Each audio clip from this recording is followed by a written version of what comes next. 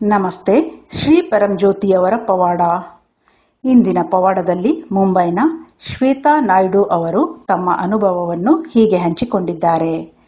ಶ್ರೀ ಪರಂಜ್ಯೋತಿ ನನಗೆ ದಯಪಾಲಿಸಿರುವ ನನ್ನ ಆಂತರಿಕ ಸ್ಥಿತಿಯನ್ನು ಇಲ್ಲಿ ಹಂಚಿಕೊಳ್ಳುತ್ತಿದ್ದೇನೆ.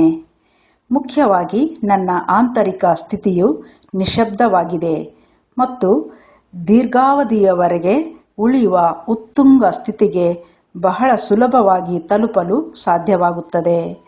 ಎಲ್ಲ ಭಾವನೆಗಳನ್ನು ಅವು ಬರುವಂತೆಯೂ ಮತ್ತು ಅದರೊಂದಿಗೆ ಪ್ರವಹಿಸುವುದನ್ನು ನೋಡಲು ನನಗೆ ಸಾಧ್ಯವಾಗುತ್ತದೆ ಮತ್ತು ಮತ್ತೆ ನಿಶ್ಶಬ್ದತೆಗೆ ಹಿಂದಿರುಗುತ್ತೇನೆ. ನಾನು ಕೋಪಗೊಂಡರೂ ಅದು ಚಾರ್ಜ್ ರಹಿತವಾಗಿರುತ್ತದೆ ಮತ್ತು ಯಾವುದೇ ಭಾವನೆಗಳಿಗೆ ಯಾವುದೇ ಲೇಬಲ್ ಮಾಡುವುದಿಲ್ಲ ಮತ್ತು ನಾನು ಹೇಗಿರುವೆನೋ ಹಾಗೆಯೇ ನನ್ನನ್ನು ನಾನು ಸಂಪೂರ್ಣವಾಗಿ ಒಪ್ಪಿಕೊಂಡಿದ್ದೇನೆ.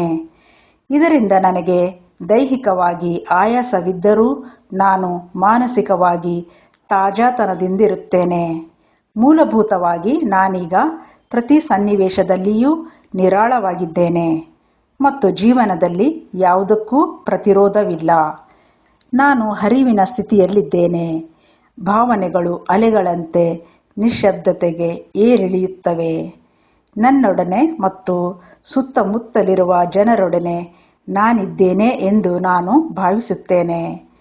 ಪ್ರೋಗ್ರಾಂಗಳ ಕಾರಣದಿಂದಾಗಿ ಬೇರೆಯವರು ನನ್ನ ಜೀವನದೊಳಗೆ ಹೇಗೆ ಬರುತ್ತಿದ್ದಾರೆ ಎಂದು ಅರ್ಥ ಮಾಡಿಕೊಳ್ಳಲು ನನಗೆ ಸಾಧ್ಯವಾಗಿದೆ ಮತ್ತು ಇದು ಹೆಚ್ಚಿನ ಸ್ವೀಕೃತಿಗೆ ಕಾರಣವಾಗಿದೆ.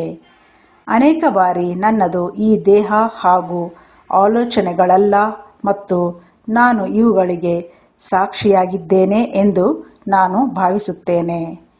ನಾನು ನನ್ನ ಸ್ಥಿತಿಯನ್ನು ಆನಂದಿಸುತ್ತೇನೆ ಮತ್ತು ಹೀಗೆ ನನ್ನೊಂದಿಗೆ ನಾನು ಆನಂದಿಸುತ್ತೇನೆ ಏಕೆಂದರೆ ಈಗ ನಾನು ಹೇಗಿರುವೆನೋ ಹಾಗೆಯೇ ನನ್ನನ್ನು ನಾನು ಪ್ರೀತಿಸುತ್ತೇನೆ. ಹಾಗೆಯೇ ನಾನು ಸಂದರ್ಭಗಳು ಬಂದಂತೆ ಪ್ರತಿಕ್ರಿಯಿಸುತ್ತೇನೆ.